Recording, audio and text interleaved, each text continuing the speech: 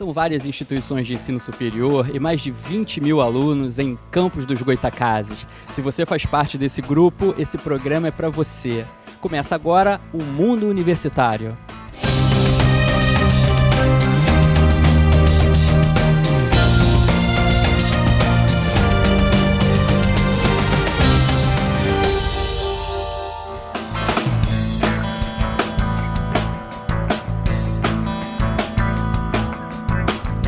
O IBGE divulgou os dados do PIB de 2016. Foram dados catastróficos, mais uma vez, para a economia.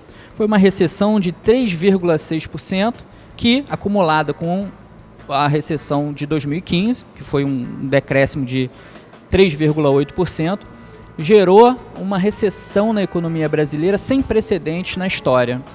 Como é que isso impacta o seu bolso? Como é que isso impacta a sua vida? Para responder essas questões, a gente convidou aqui o professor Alexandre Said, que é economista, é consultor e está sempre dando essas dicas e orientações importantes na área de economia. Eu queria que você falasse um pouquinho para a gente, Alexandre, sobre essa questão. Primeiro, como é que esse decréscimo, esse encolhimento da economia impacta na vida das pessoas e, em especial, do nosso público universitário? Bom, de fato, esses indicadores que o IBGE divulgou, né, mostram que a economia brasileira, como você disse na sua introdução, passa por uma das piores crises da sua história. Eu digo que é da história capitalista, né, da história pós-Brasil colônia, não tenho dúvida disso.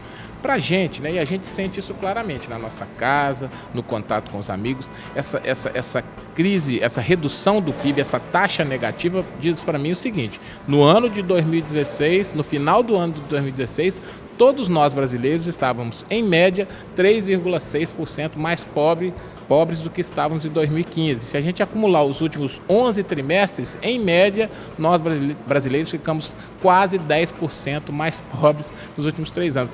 Essa média mostra o seguinte: se alguns ficaram ricos, outros ficaram 15%, 20%, 30% mais pobres. E como é que a gente percebe isso? Desemprego, 13% de desemprego, pessoas sem condições de se sustentar. A gente encontra nas ruas muitos vendedores ambulantes. A situação complicou muito de uns anos para cá, fruto de erros de política econômica, que a gente pode até abordar aqui, não sei se a gente vai tratar exatamente desse tema, né? Escolhas erradas e sucessivas políticas equivocadas nos últimos anos. Eu não vou botar na conta do último governo, do atual nem do anterior isso, mas com certeza a responsabilidade é grande porque faltou competência nas escolhas e nós estamos pagando a conta disso.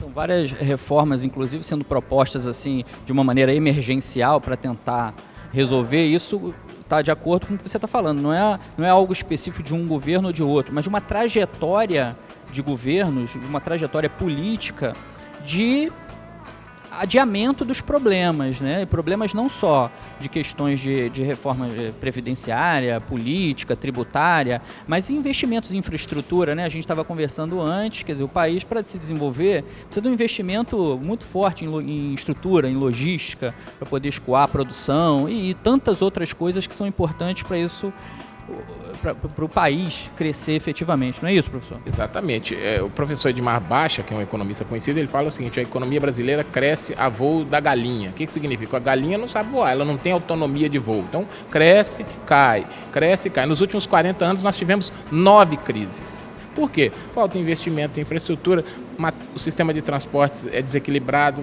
não existe uma ferrovia capaz de escoar a maior parte da produção do país que poderia ser transportado pela ferrovia. Nós tivemos problemas essa semana de transporte de grãos, infraestrutura, apagão de energia elétrica nós já sofremos, baixa qualidade da mão de obra, baixa capacitação da mão de obra, a carga tributária elevada, falta de competitividade da produção. Ainda assim, você vê, com todos esses problemas, nós conseguimos sustentar a economia brasileira nesses últimos 3 anos graças a um bom desempenho das exportações, a exportação de grãos, minérios, etc. Então, o país é viável. Agora precisa ter, né, primeiro, responsabilidade na gestão desse país. A questão política é fundamental. Os agentes da economia, os atores da economia têm que confiar nos seus políticos. Hoje a gente vive uma crise que é decorrente de erros, mas também de falta de confiança no sistema político. né? E a gente vai assistir, porque eu também não gosto de trazer esse discurso apocalíptico sem dizer que existe uma possibilidade de mudar, de reverter uma inflexão. Se a gente chegou no fundo do poço, a gente sai. E realmente a projeção já para 2017 é um crescimento da ordem de 0,8%, 1%.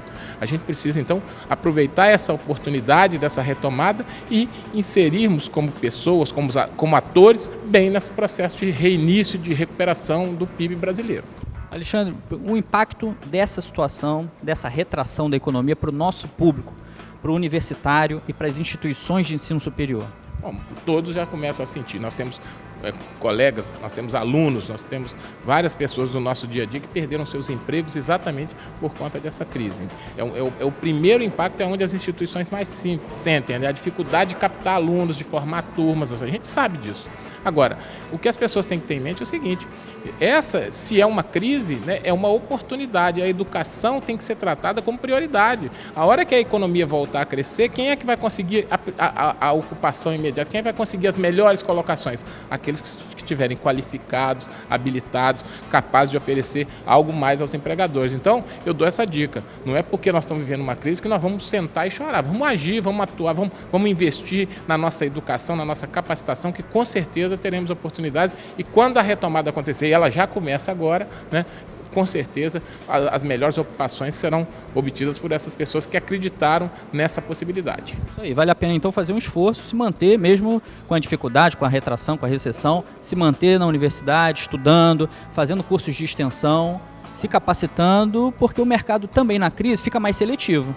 Como você tem menos oportunidade de trabalho, tem mais gente procurando vaga, as empresas acabam selecionando mais as pessoas e os mais capacitados acabam sendo escolhidos, não é isso? Uma ótima dica que você está dando aí para as pessoas que nos assistem. Olha, não vamos parar e ficar chorando e reclamando. Vamos nos qualificar, buscar as oportunidades que com certeza elas vão surgir. Agora, a gente está falando de um cenário macro brasileiro, macroeconômico e tal.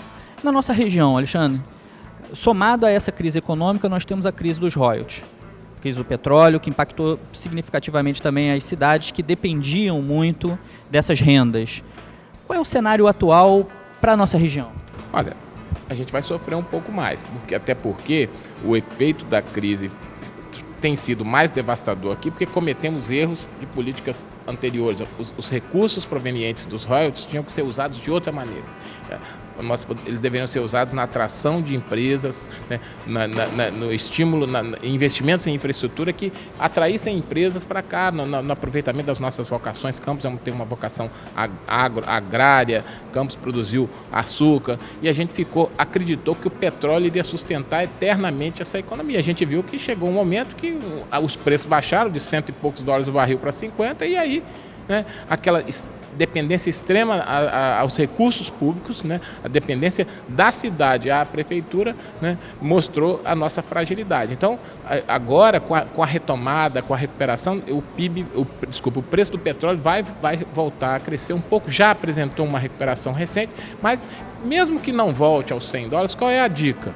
Né? Nós temos que mudar a nossa maneira de gerir os recursos desse município. A lição foi dada.